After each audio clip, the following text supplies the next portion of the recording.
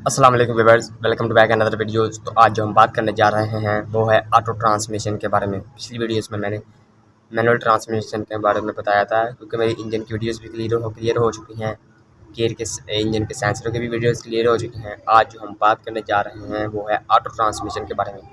तो जो हमारा ऑटो गियर होता है उसमें दो किस्म के गियर आए हैं। एक है हमारा ऑटो ट्रांसमिशन, दूसरा है हमारा CVT गियर, जिसको कहते हैं कंटिन्यूस वेरिएबल ट्रांसमिशन।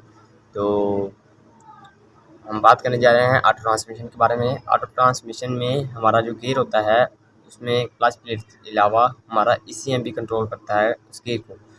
तो जो गियर का बेसिकली काम है गियर की शिफ्टिंग को कंट्रोल करना। ऑटो गियर में होता है हमारा, एक होता है हमारा P, एक होता है हमारा R, एक होता है हमारा न्यूट्रल, एक होता है N और एक होता है हमारा D और S। पार्किंग का हमारा मतलब है, P का मतलब है हमारा पार्किंग, तो जो हमारा R है उसका मतलब है रिवर्स, हमारा जो N है उसका मतलब है न्यूट्रल, तो हमारा D है उसका मतलब है ड्राइव और S जो हमारा है उसका मतलब है स्पीड। तो पहले हम बात करते हैं ऑटो ट्रांसमिशन में फंक्शंस के बारे में। इसमें क्या फंक्शन होते हैं? इसमें क्लच नहीं होता। ऑटो गाड़ी में ऑटो ट्रांसमिशन वाली गाड़ी में एक हमारा क्लच नहीं होता, वो सिर्फ ब्रेक और रेस से कंट्रोल होती है गाड़ी।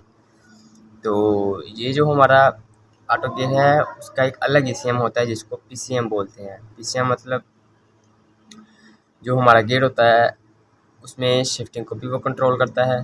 तो उसमें अगर गियर में झटका आ जाए तो उसको भी कंट्रोल करता है। अगर तो मीटर के अंदर PRND की लाइट ना आ रही हो तो वो उसको भी कंट्रोल करता है। तो ये जो हमारा ऑटो ट्रांसमिशन है गियर, उसमें 3 किस्म के सेंसर लगे होते हैं उसके ऊपर। एक है हमारा इनपुट स्पीड सेंसर, दूसरा है हमारा आउटपुट स्पीड सेंसर और तीसरा है हमारा टर्बाइन सेंसर। तो ये जो हमारा इनपुट और आउटपुट स्पीड सेंसर हैं ये ECM को, गियर के ECM को वैल्यू देते हैं गियर के चलने पर, कि यहाँ पर गियर हमारा शिफ्ट हो रहा है और गाड़ी चलते वक्त किस तरह से ऑपरेट कर रहा है गियर। तो इसमें अगर झटका भी आ जाए तो गियर का भी मसला आ सकता है। गियर के अलावा तो ऑटो ट्रांसमिशन में गियर का मसला आता ही नहीं है, इसमें आता है तो सेंसर का मसला आता है या गियर के ECM का मसला आता है। तो इसमें अगर गियर में झटका आ जाए तो उसमें तकरीबन 3 सेंसर लगे होते हैं, एक टर्बाइन सेंसर, एक इनपुट स्पीड सेंसर, एक होता है हमारा आउटपुट स्पीड सेंसर। तो जैसा कि ये कंट्रोल करते हैं झटके को और शिफ्टिंग को। तो ये जो हमारी PR और ND की लाइट होती है इसको कंट्रोल करता है हमारा शिफ्टर। एक होता है गाड़ी के गियर के ऊपर लगा होता है शिफ्टर सेंसर, तो गियर चेंजर सेंसर, उसको आप ऐसा कर लें कि ये जो हमारी किल्ली होती है उसके ऊपर लगा होता है। गियर शिफ्टिंग करते ही इसमें एक PNP का सिग्नल अलहदा होता है, R का सिग्नल अलहदा होता है, D का सिग्नल अलहदा होता है और S का बाद गाड़ियों में BL इस तरह के वर्जन आते हैं। तो ये जो पहले जैसे मैंने पिछली वीडियो में बताया था कि जो भी गियर हो, मैनुअल गियर हो, ऑटो गियर हो, CVT गियर हो, उसमें एक चीज़ तो होनी ही चाहिए, गाड़ी के गियर के अंदर उसका गियर ऑयल। अगर तो गाड़ी के गियर के अंदर गियर ऑयल ना हो तो गाड़ी की गिरानियाँ घिस जाएंगी, गाड़ी के गियर के सीज होने का भी खतरा है, यहाँ पे हमारी गाड़ी जाम हो सकती है। बेसिकली गियर का काम है इंजन की ताकत को व्हील तक पहुँचाना। तो ये जो सेंसर होते हैं जो झटके को भी कंट्रोल करते हैं, गाड़ी के ECM को जो वैल्यू देते हैं वो भी कंट्रोल करते हैं, क्योंकि इसका ऑटो ट्रांसमिशन में PRNBL उसके अलावा जो होते हैं ना वर्जन आते ही आते हैं। तो ये ब्रेक और रेस से कंट्रोल होती है। तो बेसिकली ये जो हमारा ऑटो ट्रांसमिशन है उसमें गियर ऑयल पूरा होना चाहिए, तो तभी गाड़ी ठीक तरीके से चलेगी। उसके अगर किसी गियर में मसला है तो कैसे आप इंक्रीज़ कर सकते हैं।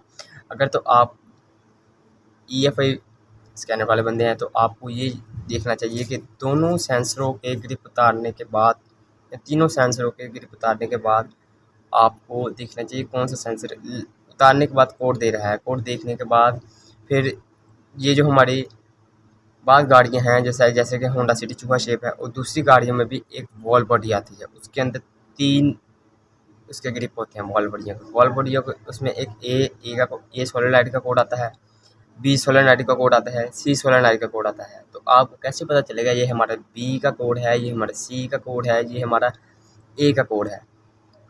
तो होंडा रिबॉन में भी यही मसला आता है, किसी चीज़ का जो कोड होता है ये दूसरी वॉल बॉडी का होता है, हम दूसरी वॉल बॉडी खोल लेते हैं।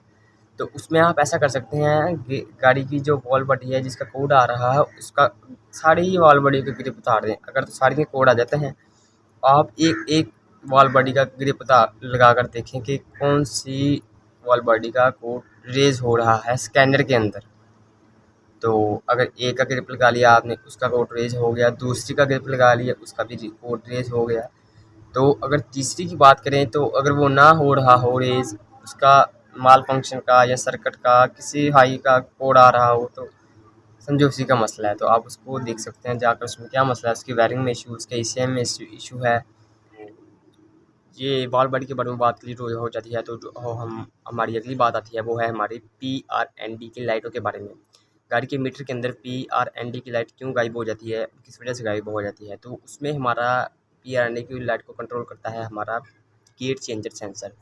तो गेयर चेंजर सेंसर कहाँ लगा होता है? वो लगा होता है हमारे गेयर लीवर के जो रस्सा निकल के जा रहा होता है हमारा गियर के ऊपर, वो उसके साथ लगा होता है, उसके अंदर से करंट अर्थ की तारें निकल रही होती हैं। तो अगर वो PRND के लाइटिंग में मसला कर रहा है तो आप जाकर उसके करंट अर्थों को देखेंगे कि गाड़ी के गियर चेंजर के अंदर करंट अर्थ वगैरह आ रहे हैं, उसके सिग्नल पूरे हैं, क्योंकि PNP का सिग्नल एक अलहदा होता है और RNDPSL या B का सिग्नल जो होता है वो हमारा अलहदा होता है। तो वो गियर चेंजर ने शिफ्टिंग के दौरान तो उसके सिग्नल को निकालना होता है। तो आपको देखना ये पड़ेगा जाकर के उसके अगर करंट अर्थ पूरे हैं तो वो क्यों ख़राब हो रहा है। तो बाज़ दफ़ा गाड़ी के ECM में या गियर में ये PRND की लाइटों का मसला नहीं आता, क्योंकि ये छोटा सा मसला है गाड़ी के मीटर के अंदर, तो गेयर शिफ्ट भी नहीं करता उसकी वजह से, क्योंकि वो सिग्नल नहीं दे रहा होता PRND का। तो उसमें ये आता है कि आप उसके चेंजर को देख लें वो कहीं ख़राब तो नहीं है।